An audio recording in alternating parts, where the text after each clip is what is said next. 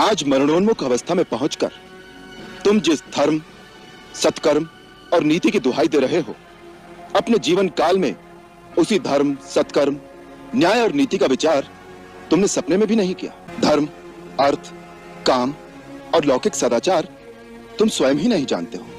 मेरे द्वारा धर्म के स्वरूप को ठीक ठीक जाने बिना ही आज तुम मुझे धर्म का उपदेश देना चाहते हो। मेरी निंदा करते समय तुम मुझे एक अबोध बालक के समान दिखाई दे रहे हो। तुम स्वयं चपल हो और चंचल चित्त वाले अजितात्मा वानर तुम्हारे मंत्री हैं।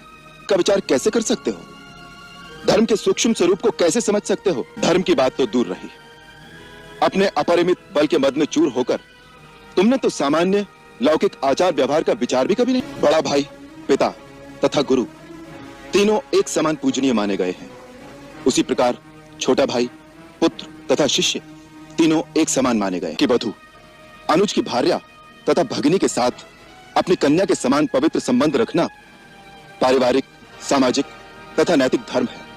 परंतु तुमने कभी किसी मर्यादा का कोई पालन नहीं किया। अपने छोटे भाई सुग्रीव के साथ अन्याय करके किसी दोष के उसे निष्कासित कर दिया और उसके जीते जी उसकी पत्नी रूमा को धर्म और अनीति से पत्नी की भांति अपने अधीन रखा। ऐसे पुरुष का वध करना ही उसके लिए उपयुक्त दंड माना गया है। कार्य वानर, तुम्हें यह विदित होना चाहिए कि पर्वतों, वन और कानूनों से युक्त ये सारी